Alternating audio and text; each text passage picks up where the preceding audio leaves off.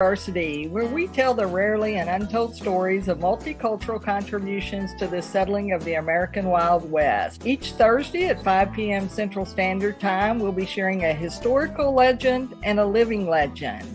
Someone from history and someone living that Western lifestyle today, keeping it alive for the future generation. We hope you'll join us on Thursday. If not, we'll see you on the trail. Hello, hello, hello, howdy. This is Liz Lawless, your host for Wild West Diversity, and we are here with episode 57. 57 episodes, I can't believe it. And today we're going to be talking about bull riding and rodeo and being the first. And so we're going to be talking here in just a minute with champion bull rider Charles Sampson. Charlie was the first African-American to win a bull riding champion. And so we're going to talk with him about that, about his story and how he even got in the rodeo business. But before we do that, shameless plug, we're here. These are our books behind us. We've got our African-American Western Legends yesterday, which is our book about our folks from the 1800s that went boldly west and created life for themselves and their families. And then we've got our new book about Mr. Cleo Hearns, Mr. Black Rodeo. So a lot of y'all have heard us talk about Cleo on the show. And so we've got Cleo's children's book, the yellow one, and we've got a coloring book, a companion coloring book. So we're very excited. We're launching that this week. And Cleo's birthday is next week. And so we're going to be announcing some exciting news, some partnerships that we have going on. And so we hope you'll come back next week at Thursday at 5 p.m. We're here every Thursday at 5 p.m. on the live stream. But so thanks for joining us, and go and subscribe to our YouTube channel if you haven't done that already. It's Wild West Diversity. You can just look us up there at Wild West Diversity, and you'll see our background there with me in a black cowboy hat and our sky and our horses. And you'll know you're in the right place. But let's get to it. Let's bring Charlie Sampson on. Charlie, how you doing today, buddy? Great. How you guys doing? We're doing great. We're doing great. Well, thanks so much for coming on. You know, on this show, we try to tell the rarely and untold stories of multicultural contributions to the settling of the American Wild West. You know, all those stories that you and I know weren't in the history books, you know, that aren't included. So yeah, and I'm still learning about the history because they say I'm part of the history, and as I look back on my contribution, man, I'm just one. I'm the new, and I say new. Yeah, you kind of are the new kid on the block, aren't you? Well, tell us a little bit about that. How did you ever get started in the rodeo? Because you didn't grow up in a rodeo family or a cowboy family, and you didn't have horses and any of that kind of stuff, did you? No, you know, there's a lot of history behind me. I'm a true city kid. Columbus is a city, Houston is a city, but there's cowboys out of, those towns. I'm a kid. I grew up right there in Watts, California. I mean, there's a riot right down the street from my house. They looted my grandfather's hardware store. Wow. Eventually they burned it down, and so I was right in that area, growing up. And we moved out, which wasn't too far from that area. It still was called, Central. That whole area is called Watts, even though you move 5 or 6 miles away. And we lived in South, LA. South LA. So I was in Cub Scout and went on a field trip to this broken down. We call it broken down because it was a field, and this man had a big tent in this field, and inside the tent he had monkeys and bears and snakes, and it was kind of like, it wasn't a traveling circus, but it was a traveling pet show or something. Right, kind of I don't know how I even ended up there, but Southern California, at least where we lived at, right outside of Watts, it was a bunch of wide open space right along the freeway. So yeah.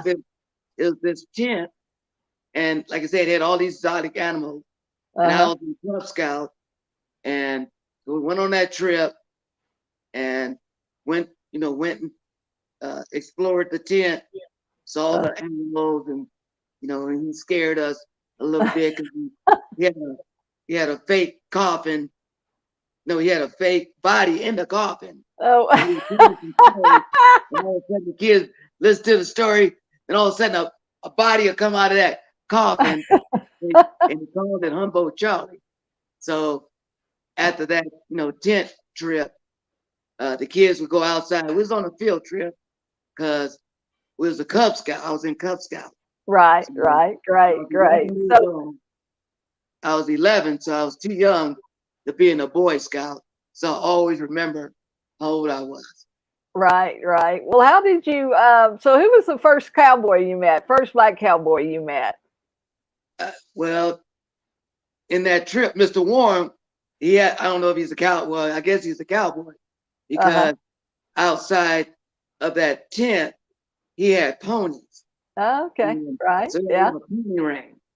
Uh-huh. And the kids get a man a quarter to ride the ponies around that ring. So that's Yeah. how I got started. And there Uh-huh. was horses around there. And I, just got intrigued with the horses. Fortunately Uh-huh. for me, it was down the street from the house. It was the summertime. So I would go to the park and go swimming. Well, then one day I said, I'm gonna go to the stables and ride the pony. So I rode the Right. pony. Then I would go back. Then one time I ran out of money and I asked the man, what could I do to ride the ponies? He Uh-huh. said, well, if you help me clean the corrals, water the animals, feed the Uh-huh. animals, I'll let you ride. So he told me, go get that rake and that shovel All and that right. wheelbarrow and pick up those droppings in the pony pen. So I did Uh-huh. that. And he let me ride. And I said, can I do that again? He said, yeah, come back, anytime you like. So I Anytime. would go back. And so that's how I got introduced to the world of horses. Then Uh-huh. after that, everything just gradually led to me, being more and more enthused about just being outside, being Right. around Being the around animals. animals. Uh-huh. And Uh-huh. eventually, I got another job at another horse stable where Mr. Tommy Cloud owned a stable called El Fig, and Uh-huh. people would get horses for $2 an hour, and they would go along the freeway and ride for an hour. Right. Well, And right. Kind of a trail ride. Yeah. Uh-huh. yeah, I'm still ride, but I wanted to ride, but I didn't know how to ride a horse. So they sent me to the corrals to clean out the corrals again. Then one day it was this lady, she was screaming and hollering. And Tommy said, where's that Pee Wee kid at it? They didn't even know my name. They just called me. Where's that little kid at Pee Wee? Oh, he's in the back cleaning out the corral. So one of the guys came and got me and said, Tommy wants you. So I said, Uh-huh. what you want? He said, I want you to ride behind this lady. And the lady was screaming and hollering. I don't know why this. She's already on the horse. Right. And it was like 25 riders. So she was on the horse and they was geared to take off. And she was screaming and hollering. Tommy didn't want to give her $2 back. So Right. I had to get on the back of the horse and ride with this screaming lady around the field for an hour. So that was my introduction to actually riding my first horse. Horse. Uh-huh. Uh-huh. And, everything gradually led up to me just coming back every day, Yeah. meeting, Yeah. meeting, when I say meeting, the guys that Right. on Wednesday nights, they would go to a practice team roping. Oh, People okay. Yeah. in Southern California, in a 50-mile radius, there was roping arenas, horse auctions, racetracks, Right. other horse facilities where you can go gymkhana, race and rope. Right. So on Wednesday night, Tommy would allow us to take our horses that we would guide on during the weekend. And Wednesday, these were rent horses. Right. They weren't really trained rope horses. So you could imagine what we looked like. Right. Well, how did you get to bull riding? When did you start? That's the story. The story it's a long story. Right. I know we have 30 minutes, but eventually I started riding ponies in 68, 69. I started riding steers 70, 71. Then in 72. I was going to ask you if you started on steers like a lot of guys did. Well, I started out riding ponies in the horse auction on Friday, and they were just as hard to ride as steers. And, I graduated to steers, and in 72, I was 15, and Gene Smith, which was one of my mentors, he's a cowboy from Oklahoma, and he was going to Oklahoma for the summer for some rodeos, and not that he was going to leave me behind, but he was going to leave me behind until he asked my mom if I can go. My mom said, yeah, what is he going to be doing? He said, oh, he's just going to be taking care of our bulldogging horses and I tie down horses. I basically was the groom. Right. I was the warm up boy, warm the horses up. Right. While they get ready for the rodeo. Yeah, used to being in the arena and all that kind of stuff. Yeah, sure. So we was in Ada, Oklahoma, won a Loretta Lynn rodeo. Remember that because Loretta Lynn sung after the rodeo. Right, On the rodeo office, there was a flyer that says open rodeo. So they got the flyer, and Gene said, we're going to enter you in the bull riding. I said, I'm not on a bull. And Gene, you have to know Gene. He's a not only the character, but he knew, cowboys. Right. And he told me that I had a lot of tried effort from riding steers. When you're ready, you rode some of the toughest steers, bulldogging steers that we had. Yeah. You're ready to ride a bull. I said, well, I don't know. I never been on a bull. So they entered me in my rodeo in Tishomingo, Oklahoma at 15 years old in 1972. Right. Great. So did you stay on 8 seconds or? Like I said, it's as funny as ever. It's almost comical because not only didn't know what I was doing, Gene's brother, Jimmy, he was a cowboy too. And so we walked around, back of the pen to look at the bulls. Right. It was in the afternoon, so the bulls are all laying down. So there was a couple bulls standing up, and we were just looking for my bull. He was number 102. He didn't have a name, he just had a brand. Right. So we were looking around, and there's bulls laying down, and there's bulls standing up. All of a sudden, Jimmy said, "There he is, right there." And he was laying down. So we like, ha, and he stood up. He got taller and taller. He taller than the bull that was already next to him. So luckily he didn't have huge horns, but he had probably foot long horns. Yeah, foot long horns. Wow. Frightened. So the rodeo goes on, and the bull riding goes on. Jimmy helped put my rope on the bull. All of a sudden, I'm in the back of the bucket chutes. Keep in mind, I'm 15 years old. So I probably weighed maybe 100 pounds. 100 pounds and never rode before. The rodeos, the flank man, stock contractor, he's running up bulls, and I'm back there, waiting to get on my bull. He hollers at me, "Get down, son, get back. What you doing?" I'm like, "That's my bull right there." "Who are you?" I said, I'm Charlie Sampson. Actually, I'm Charlie Smith. Because Because I was only 15.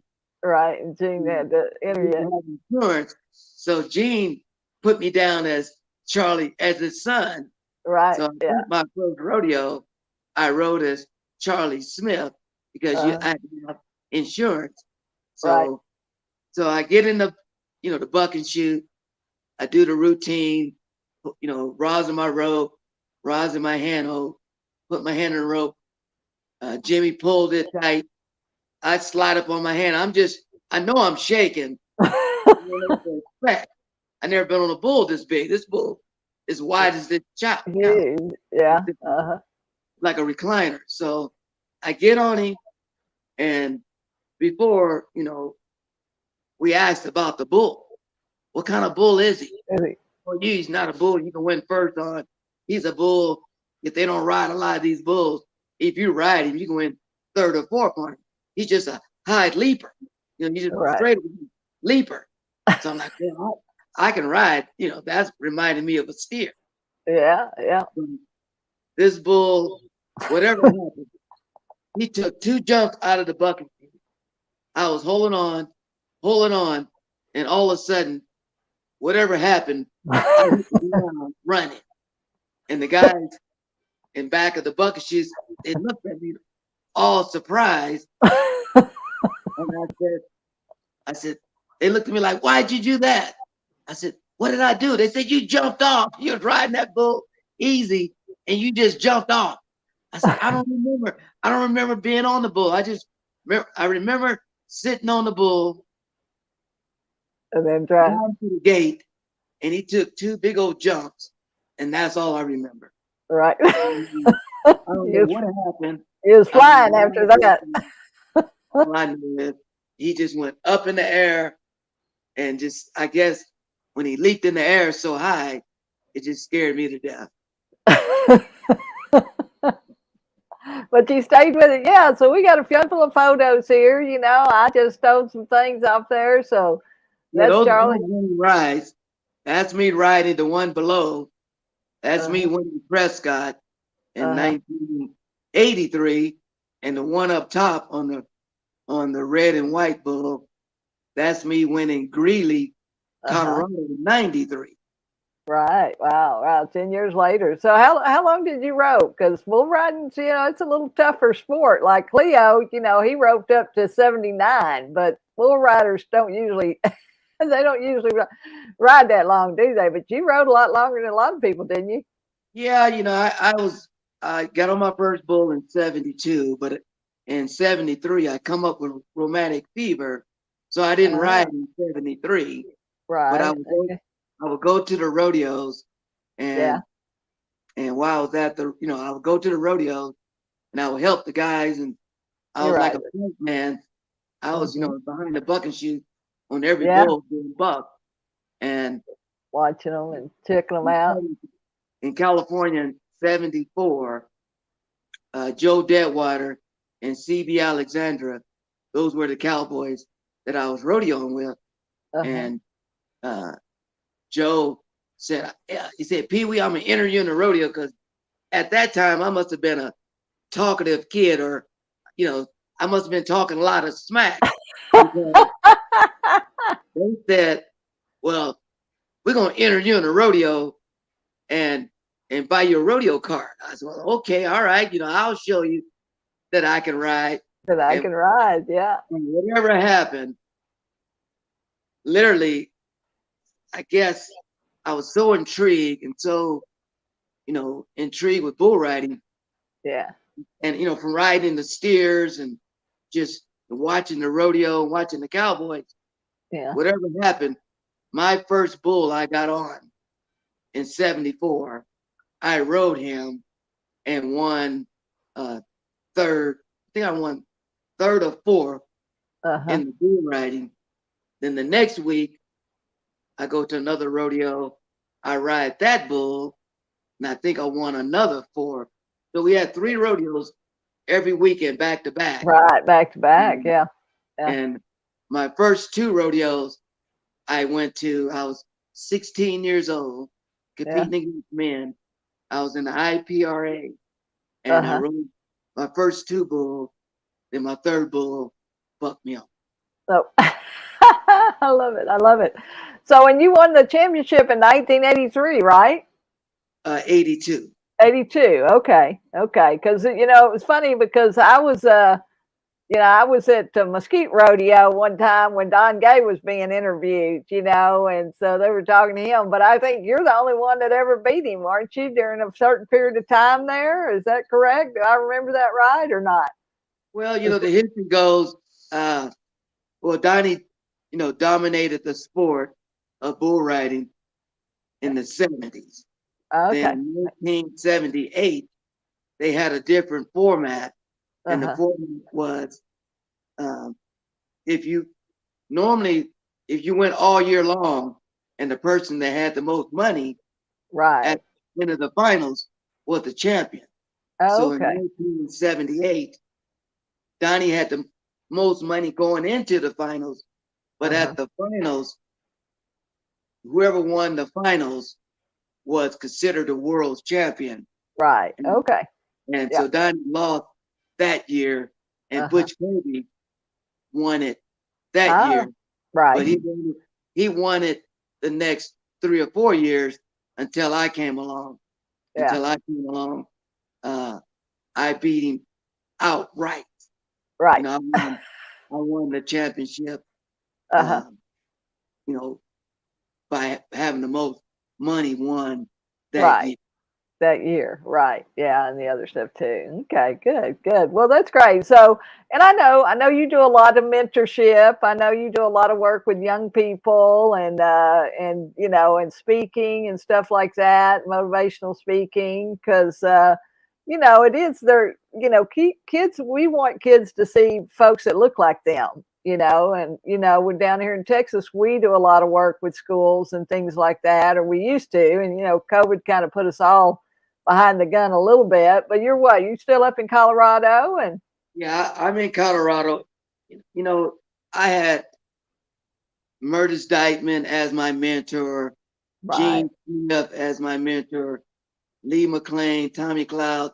These guys, Johnny Ashby, there's so many, cowboys that was before me, and I say before me, that helped me. Right. That I like I said, I can't emphasize this enough. I am literally a kid, did not have a clue what I was going to do for life. Right. I wasn't a bad kid. I wasn't, I was just like any other kid, 10, 11, 12 years old. I was kind of mischievous. I didn't steal anything. I didn't fight. Yeah. I lived right in front of the railroad tracks. So we get smaller rocks, throw rocks at the train track. At the train, yeah. The caboose window. Guilty. So, if it wasn't for the horses and the pony and the trail ride and the horse auction and the team roping, and those guys just take me under their, arm. Yeah, taking you in. Yeah. To this lifestyle, I don't know what I would do. But, even today, after I won my championship, obviously I became somewhat of a role model, and people would come up to me and want a picture, want an autograph. I'm like, what for? What did I do? I'm just from LA. Well, you're a famous bull rider. I said, I set goals, and my goal is to be a champion bull rider. Yeah. So with that said, I didn't know anything about being a role model. Right. But I was always kind to people. So with that said, if anybody would come up to me, I would sign an autograph, take a picture. Right. And Talk with them. As you get older, they put that title on you as a role model. Yeah. And now you have to walk and act in a certain way because right. Never know who's watching you.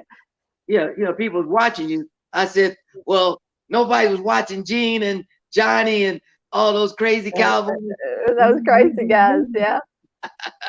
Right, that's it. So, and it is different. And like you say, and today, I don't know how, because, with social media and this TikTok and, all these different things, Instagram, we do a little bit. I mean, we obviously do some Facebook and LinkedIn, but, and YouTube, but all this new stuff, these kids, I mean, they're so fast with it. Like, Cleo's great grandson, Harlan's grandson, Charles, he just started bronc riding in the last couple of months. And so, he's riding over at Fort Worth and, and then some of the other rodeos, but he was telling me he thinks he's going to try to, get his card with somebody, PRA or one of the other ones, so he can really kind of start, working his way. And like you say, he's just trying to stay on right now, he said.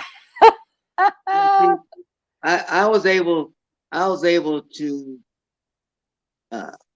ride bulls successfully enough while I was in high school. Oh, High school, I didn't do the high school rodeo because I lived in the inner city and we didn't know anything about junior rodeos in high school. Right. So I went straight to the IRA back in them days. Yeah. And once I graduated from high school, I got a rodeo scholarship to go to college in Arizona. And right. while I was in college, I learned how to ride bareback horses. I already knew how to team rope, and I was raised by steer wrestler. So, and I was a bull rider. So I worked 4 events in college. Then in 1978, Cleo was having a rodeo, an all black rodeo in Dallas, Texas. Yeah. So I was able to go to Dallas, Texas and ride bucking horses and bull. I got bucked off my bucking horse, but I rode my bull and I won second. The great Myrtis Dightman, my hero. Right. Myrtis won the bull riding and I won second. 1 second. Wasn't that nice? Wasn't that nice? And it was so nice, to induct y'all together into the Hall of Fame over in Fort Worth, when we did that. God, I mean, guys, it's been 20 years, hasn't it? It just doesn't seem like. I mean, the time just goes. Inductee in 2004 or 2003. Right. Yeah. So, yeah. But in 1981, when I started rodeoing in Texas, I would stay with Myrtis, and Myrtis was, I never knew how old Myrtis was. Right. He looked so great. So when I would go to South Texas, I would say, Myrtis, do you still ride bulls? He said, well, I don't ride that often, but he had a gold card, so he can enter rodeo. Right, anytime he wanted, yeah. I said, Myrtis, you still want to, go to some rodeo? He said, well, I don't go to very many, but he said, if you want to enter me down here, I'll go to some with you. I said, okay. So I entered us in Beaumont, Texas, and Bay City, Texas. So I got to rodeo with my hero and, and live with him. And in 82, which was one of my goals, my goals always was to be a world's champion. Then in 82, me and my traveling partner, Ted Newth, we traveled everywhere. And at the end of the year, I was sitting number 1, and we get to the national finals, and I get to my 8th or 9th bull, and I rode my 9th bull, which basically cinched the world championship for me, and all I can think of was calling Myrtis to have him come to the national finals to pull my bull rope because he was my hero.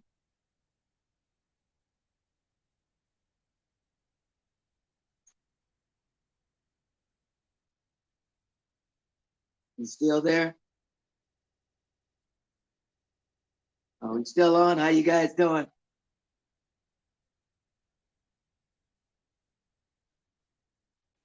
So Charlie, we lost Liz, but she'll come back, and we want to make sure that we have an opportunity to actually wrap up with you. I love the stories here. I absolutely love the stories, and I remember growing up, probably as a Cub Scout, and going to the rodeos in Wyoming, and just being there and being available. And I just really, I I'm encouraged by the enthusiasm that you have for the sport and the community as well. So it's really intriguing and fascinating story. And let me grab Liz back on, and I'll let her wrap it up for us. All right. The money.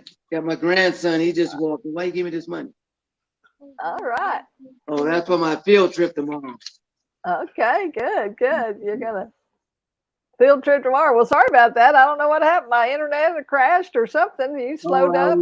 Welcome to what you call it, live TV. Live TV. That's it. Well, we go. Well, I appreciate you, joining us so much, telling the stories, and we want to share people's stories because we know that the kids, they're not getting these stories in their history books and stuff, and so we're really looking forward to continuing on. The boys are taking over. Cleo's kind of completely stepped down from Cowboys of Color, but Harlan's taking the lead, role and doing the rah-rah speeches and all of that. And so we got Oklahoma City coming up next week, and hopefully we'll have Dallas in July, and we're hoping to have the finals again next year. So maybe you can come down and hang out with us, and for sure do that. And because like you say, it's we finally got Cleo inducted, but he was the same way. He wanted Myrtis, and he wanted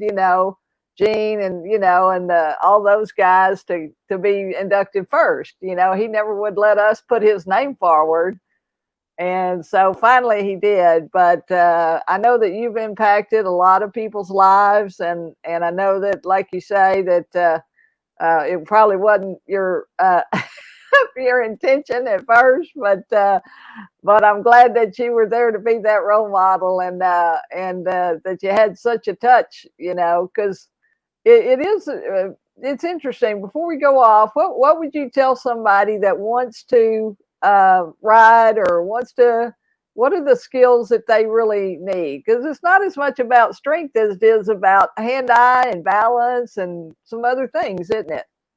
Well, I get that asked a lot. Charles, what's your advice for anybody?